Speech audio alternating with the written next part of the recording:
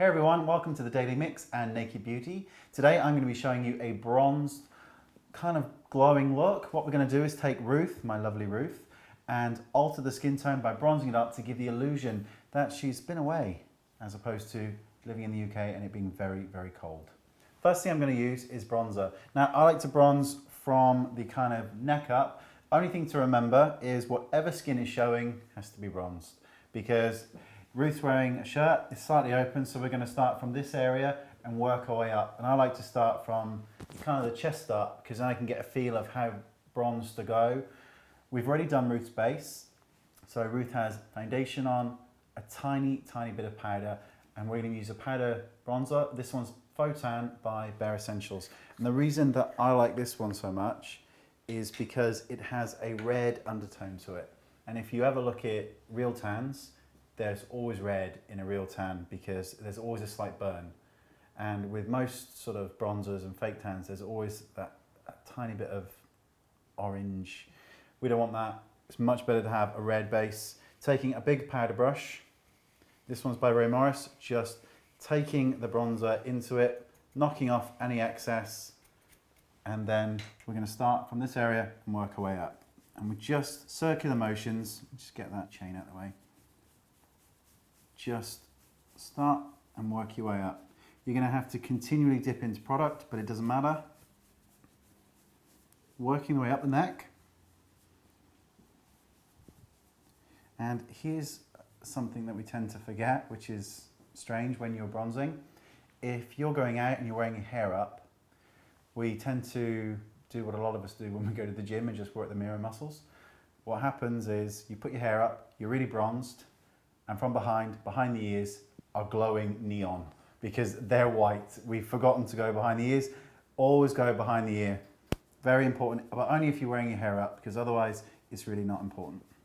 I was going to say about tans looking orange, so it's all down to the shade that you're using and getting the right undertone. Yeah, I think so. I mean, there's nothing wrong with a fake tan at all. I mean, if that's what you like, but a lot of them, you know, they all use pretty much the same ingredient, just in various degrees. It's much better to go on the side of caution and use a light one and then build it up in layers. Mm-hmm. But always make sure that your bronzer has that kind of slight...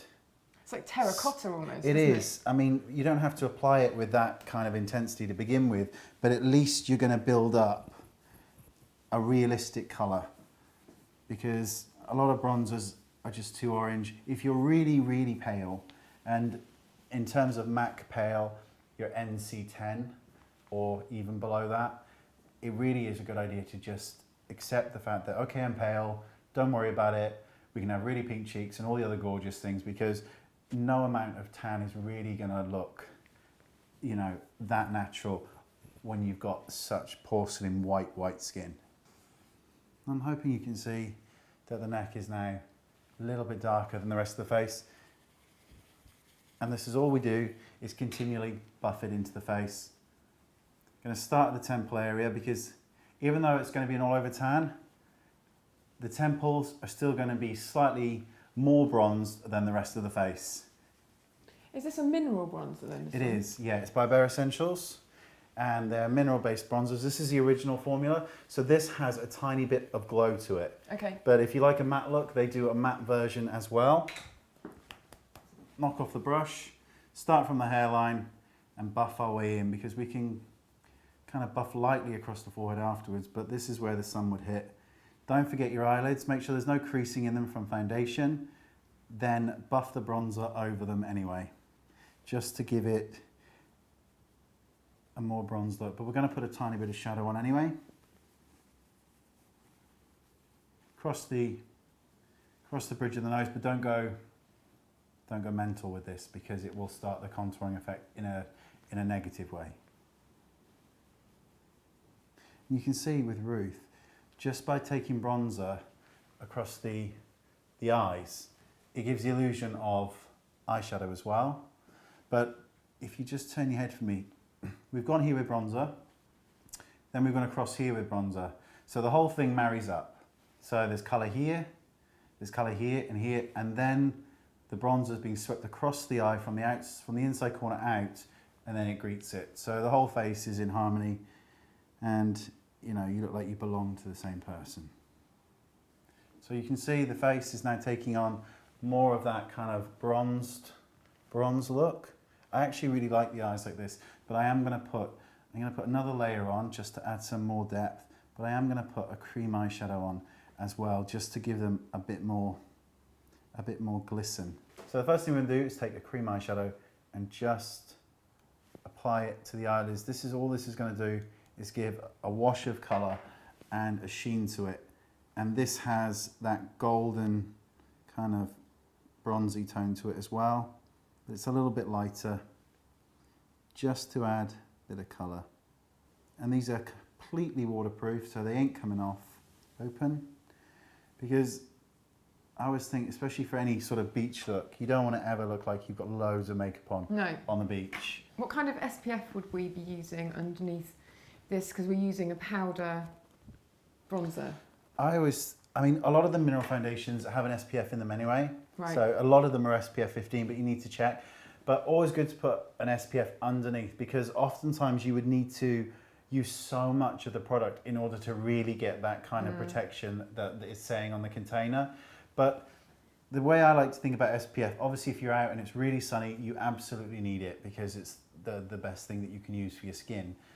But it's not great for being photographed. So in the evening, try and make sure that you haven't got SPF on if you're going out, because it flashes back on the camera. And you know, when you've had your picture taken and your face suddenly looks a lot paler than the rest of you. Moon face. Yep, that is the problem with the SPF. But a good SPF 15 every single day, no matter what, is a good thing. Open. Coat of mascara on Ruth's lashes. Make sure that the mascara you're using is waterproof as well, because when you curl your lashes, a lot of times what can happen is you curl your lashes, you put mascara on and then it goes ooh, and the curl's gone straight out. But a single coat of waterproof mascara, even a fine coat, will keep the curl. Because it's like kind of curling your hair and then putting gel on it and suddenly the curl's gone because it's water-based, whereas waterproof mascaras are oil-based, so they hold the curl a little bit better. Okay, going to finish off with some lip gloss over the lips, because there's absolutely, I think it can look a little bit overdone if we put lipstick on bronze skin. It's different if you're born with bronze skin, but I think it'll be a little bit overdone. So we're just going to put a wash of colour over the lips, and that will complete the look. Just going to apply it to the back of my hand, and then I'll apply it with a brush. And this has that same kind of slightly pink beige undertone to it that we had when we were using the eyeshadow. Just taking a lip brush and gliding this over the lips. This is by Makeup Forever, and it's a lip gloss with star powder in, which means it gives a nice reflection. You can see that I'm kind of bouncing it off the lip as well, because you don't want it really precise. It's just a nice colour. It's pretty much the same colour as Ruth lips, so we don't have to worry, you know, about matching anything. Oftentimes we spend a fortune on lip brushes and things like that. You can go to an art and craft store and get absolutely the same sort of thing, pencil brushes, paint brushes, for like a couple of pounds, so we don't need really expensive brushes to apply lips. Okay, last but not least, we're going to apply a tiny bit of blush. Bright red, quite scary. That does look scary. It is scary. But we're only going to take a tiny bit, just enough. And I just want to hit the high planes of the face with this, because we're going to blend this in with that bronzer. And let me just, and I like to use several shades of blush as well. Now, we're just on the cheekbones. I haven't blended it yet. Tiny bit on the temples, because that's where the sun would hit and that's where you would get a tiny burn. And I mean a fraction across the bridge of the nose. That's it. So applying NARS Orgasm Blush just over the blush we used, which was Exhibit A. And this is just to add a bit more shimmer to the face. And it just adds the glow. Then I'm just going to take that same bronzer brush, which I'm knocking off, and I'm just going over these areas just to further blend them in. And that completes the look for Naked Beauty. Now, it's just a bronzed, glowing look, bronze face, bronze body with a rosy blush to the cheeks, a wash of colour across the eyes with mascara. The eyebrows are left alone because they're perfect just as they are, and a wash of colour over the lips. And that completes the bronzed beauty look for Naked Beauty. Don't forget to subscribe, comment and rate this video. Thank you for your time. Contour the cheekbone area right here. There we go.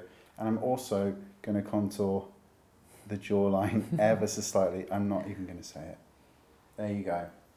Same thing on the other side. Just the areas here.